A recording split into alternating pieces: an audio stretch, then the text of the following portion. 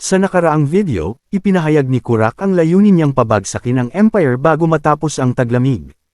Matapos ang maikling katahimikan, tinanong ni Bathory si Kurak tungkol sa kahilingan nito. Nilinaw ni Kurak na hindi siya humihingi ng tulong o backup.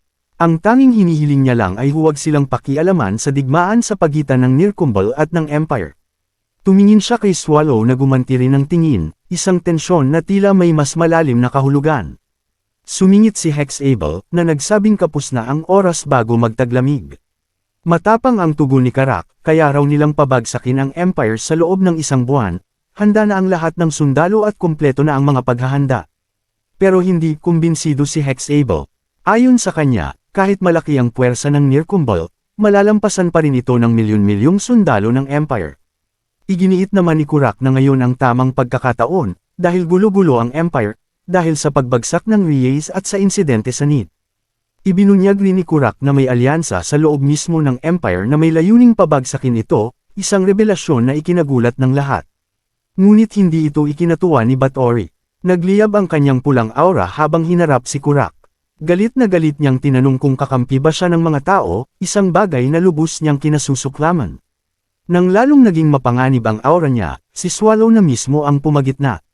Sinabihan niya si Bathory na ilabas ang galit sa labas, ayaw niyang masira ang kanyang tahanan. Hindi umatras si Bathory, bagkus ay binanatan pa si Kurak, tinawag siyang isang halimaw na isinuko ang dangal niya. Lumabas siyang galit, iniwan ang silid, pero bago siya tuluyang umalis, tumawag pa si Kurak, magkikita rin tayo ulit. Malalim na buntong hininga ang sinagot ni Swallow. Alam niyang hindi naiiwasan ang ganitong sitwasyon mula pa noong simula. Sa kwarto ni Swallow, dumating si Patrick. Nagbiro siya na matagumpay si Swallow sa pagpapalaya sa lahat. Pilosopong sagot naman ang ibinalik ni Swallow, ayaw tanggapin ang credit. Napansin ni Patrick kung gaano kataas ang kumpiyansa ni Kurak at nagkomento na malamang ay malakas ang alyansang binanggit nito. Ngunit para kay Swallow, hindi pa rin dapat ikabahala ang lahat ng iyon. Karaniwan na raw ang layunin na pabagsakin ang Empire. Pero si Patrick, naniniwala na si Swallow lang ang kayang manatiling kalmado sa ganitong usapan. Gayunpaman, iginiit ni Swallow na hindi pa ito ang tamang oras para kumilos. Lumipat ang eksena kina Azzy at Fafnir na pauwi na galing Primordial Core. Tinanong ni Fafnir kung naniniwala si Azzy na seryoso si Kurak sa balak nitong pabagsakin ang Empire. Inamin ni Azzy na may kaparehong damdamin siya, nais niyang mawala ang mga tao na lumalampas sa limitasyon. Pero hindi ganun kadali ang burahin ng buong Empire. Napaisip siya sa naging pag-uusap nila ni Kurak sa Primordial Core, may kung anong kakaibang ekspresyon sa mukha nito na di niya makalimutan. Habang lumilipad sila, napansin niya si Hexable at Kurak na nag-uusap sa di kalayuan.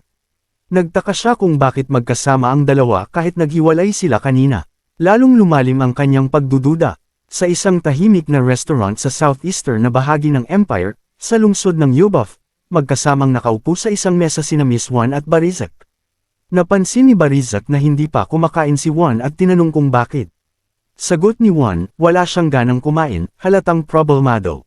Nagkomento si Barizak na sila lang ang customer sa restaurant, marahil dahil maaga pa.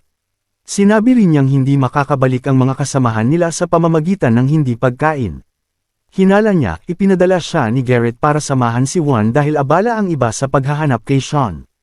Habang tahimik si Wan, patuloy si Barizak sa panunukso.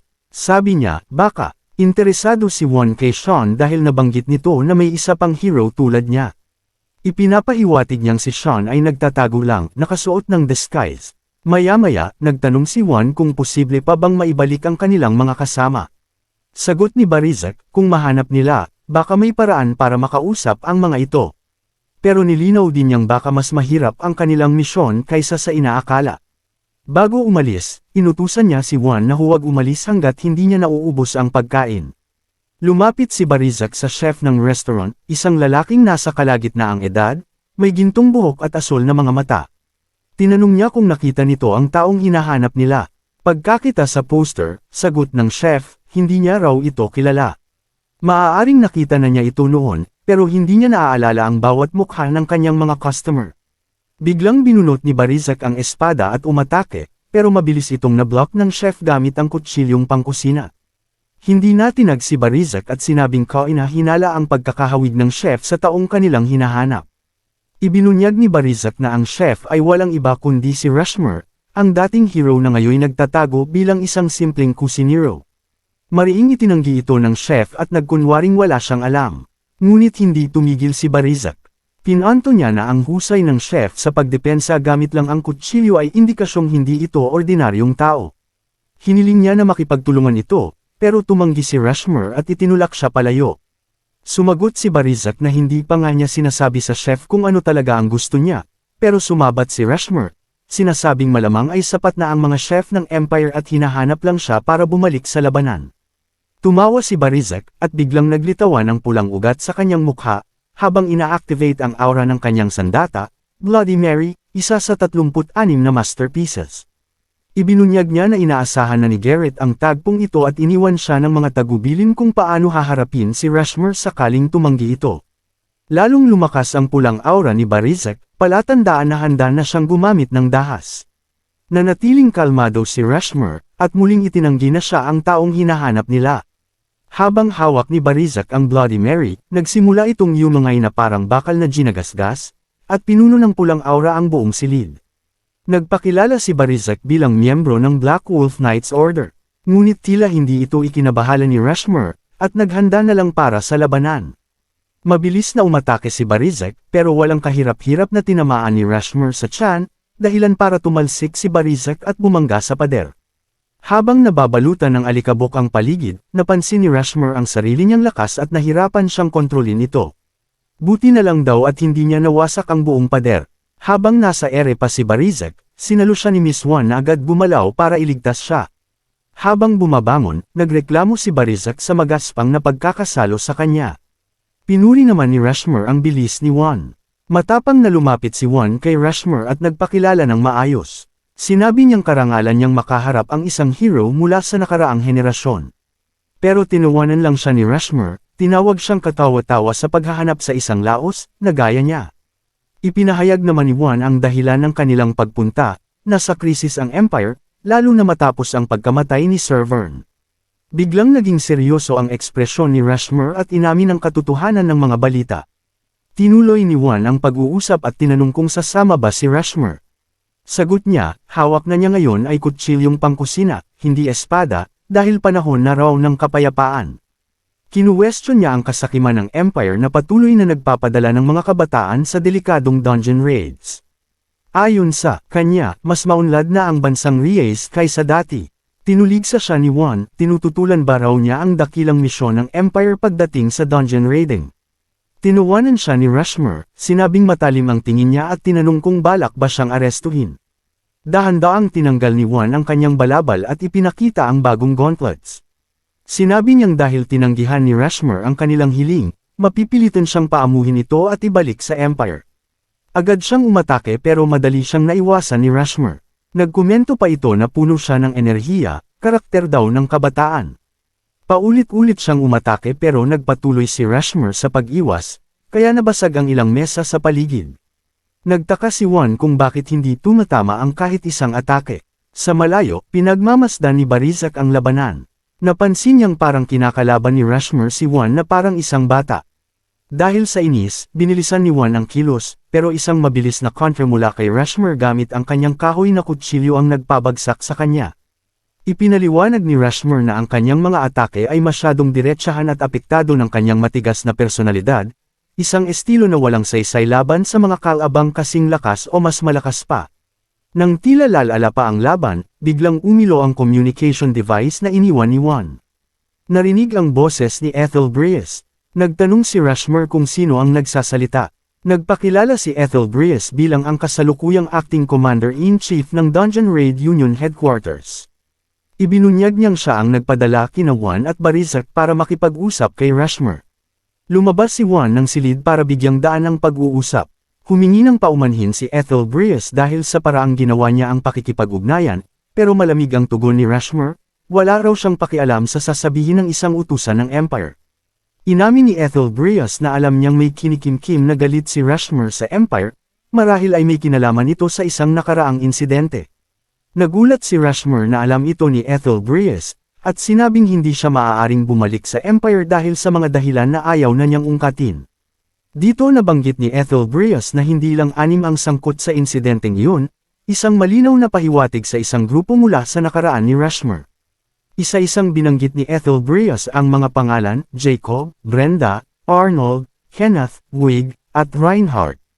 Halatang nagulat si Rushmore at tinanong kung paano nalaman ni Ethelbreus ang mga pangalan ng mga taong iyon. Ibinunyag ni Ethelbreus na 8 talaga ang sangkot, 2 sa kanila ay hindi kilala ni Rushmore. Ngayong galit na, pinakawalan ni Rushmore ang kanyang aura at humingi ng kumpirmasyon. Kinumpirma ni Ethelbreus ang lahat, at sinabing alam niya ang pangalan ng 2 nawawalang tao, na ikinagulantang at ikinagalit ng gusto ni Rushmore. Samantala, sa Primordial Core, makikitang nakayan si Swallow at nagbiro na ayaw na niyang magtrabaho. Ayon sa kanya, sapat na raw siguro ang minimal na effort. Sumang-ayon si Patrick, sinabing ang paggawa ng pinakamababa pero sapat ay ang pinaka-epektibong paraan sa ngayon. Pinagpatuloy ni Swallow ang kanyang ideya na kahit kailan mo gawin ang trabaho, bago o pagkatapos, pareho pa rin itong nangangailangan ng effort. Pero kung matapos gawin ang trabaho pagkatapos may nangyari, kadalasan mas malaki ang reward. Si Patrick na medyo sarcastic na humanga sa pilosopikal na paliwanag ni Swallow, nagbiro tungkol sa kanyang hindi inaasahang pagiging productive. Pero ni-shrug lang ni Swallow, sabi niya mas gusto niya ang siguradong kasiyahan sa kasalukuyan kaysa habulin ang isang hindi tiyak na hinaharap. Tumango si Patrick at inilabas ang kanyang resignation letter, sinasabing gusto niyang magpahinga para sa kanyang sariling kasiyahan ngayon. Pumayag si Swallow sa request ni Patrick pero may kondisyon. Siya muna ang bahala sa mga bagay-bagay sa ngayon. Ngumiti si Patrick at iminungkahi na simulan nila sa pag-aayos ng dungeon, tawagin na lang nilang self-maintenance kasi empty pa ang first at second rooms. Napatawa si Swallow at pinagtawanan ng ideya, sabi niya perfect na siya. Naiirite si Patrick at nagsimulang umalis habang hawak ang resignation letter. Biglang nagbago ang isip ni Swallow at nagpa siya na inspeksyonin ang mga kwarto. Ilang sandali pagkatapos, mag-isa si Swallow at iniisip niyang gagawin niyang tinali ang resignation letter pero na-distract siya nang makita ang food storage. Pumasok siya para tingnan ito at ituring itong isa pang task na aasikasuhin niya mamaya. Nakita muli ni Swallow si Patrick, na nagulat sa bilis ng pagbalik ni Swallow at tinanong kung nagawa na ba niya ng maayos ang trabaho. Sabi ni Swallow, nahanap niya agad ang problema. Naging nerbyoso si Patrick. Malungkot na inihayag ni Swallow na empty ang food storage. Nagulat si Patrick sa balitang iyon at nahulog ang report book niya sa pagkabigla, na-realize ang bigat ng sitwasyon. Nagsimula naman ang scene sa dwarf na si Scovino mula sa merchant group, na yumuko kay Swallow at humingi ng paumanhin dahil sa isang problema. Nagtanong si Mel's kay Patrick tungkol sa pagdating ng monster merchants. Ipinaliwanag ni Patrick na habang karamihan sa mga dungeon ay naghahanap ng merchant groups para sa supplies, ang mga Great Evil Dungeons ay may kakaibang symbiotic relationship sa Leprechauns, isang special group ng monster merchants. Hindi sila VIP pero inaalagaan sila kapalit ng ilang serbisyo. Nagulat si Mel sa balita at nahirapang paniwalaan na kilala ni Swallow ang isang miyembro ng merchant group nila sa pangalan. Ibinunyag ni Patrick na natatandaan ni Swallow si North, isang leprechaun na highly competent kahit sa mga peers niya, at na-impress si Swallow sa kanya. Ipinaliwanag ni Scovino ang nangyaring raid sa kanilang supplies, isang grupo ng mga orc ang umatake sa ilang merchant groups kasama na ang leprechauns. Sinubukan ni North pigilan sila, sinabing ang ilang supplies ay para kay Swallow, pero hindi siya pinansin ng mga orc at dinala nila pareho si North at ang supplies. Galit na galit si Swallow, tinanong kung totoo ang kwento at kung pinatay ba ng orc si North. Pinawi ni Scovino ang pangamba, sinabi niyang hindi pinatay si North kundi dinala lang kasama ang supplies. Nagpatuloy si Swallow sa pagtatanong habang sobrang nagsisisi si Scovino at handang ayalay ang kanyang buhay para mailigtas ang ibang leprechauns. Pero galit pa rin si Swallow at inusisa kung saan patungo ang orcs. Na-realize ni Patrick na mas komplikado pala ang sitwasyon kaysa sa inaakala nila.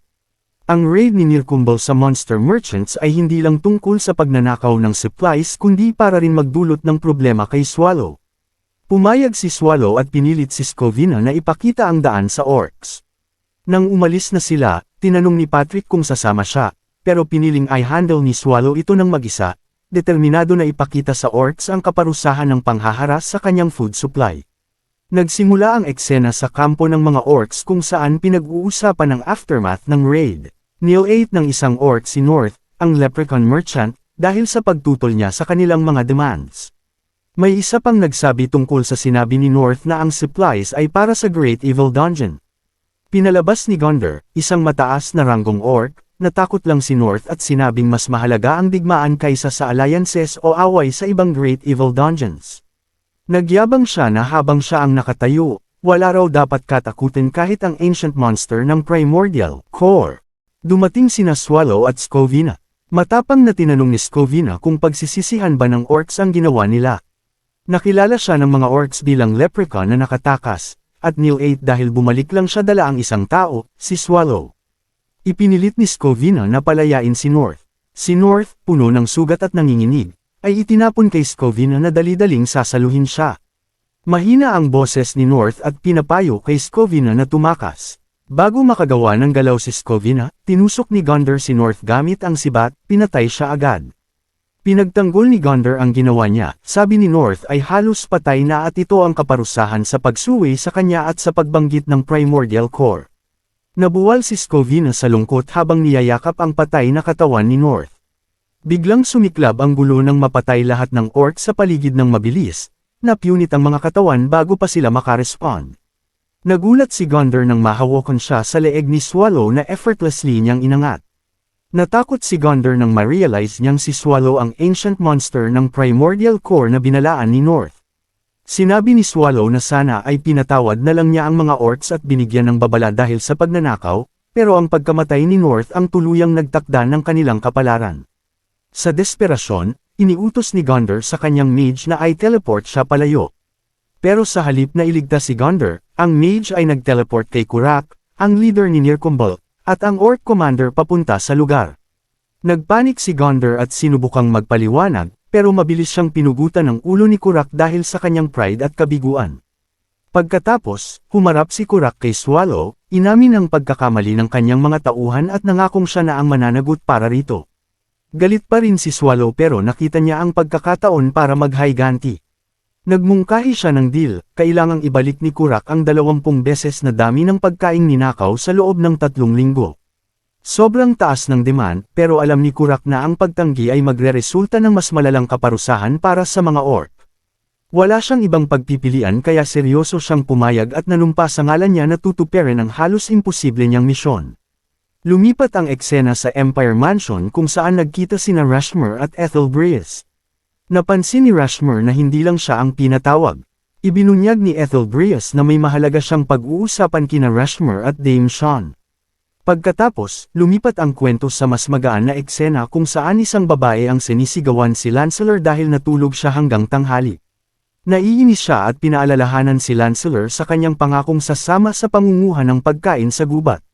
Groggy man, pumayag si Lancelot at dahan daw ang bumangon sa kama. Dito na po nagtatapos ang first season ng Mr. Devour, Please Act Like a Final Boss. Taos puso po akong nagpapasalamat sa inyong walang sawang suporta at pagmamahal sa Tagalog recap na ito. Abangan nyo na lang po ang update para sa second season pati na rin sa iba pang Tagalog recap tulad nito. Maraming salamat sa panunood. Kung nagustuhan mo ang video, huwag kalimutang mag-like, mag-subscribe, at i-click ang bell icon para updated ka sa mga bagong kwento.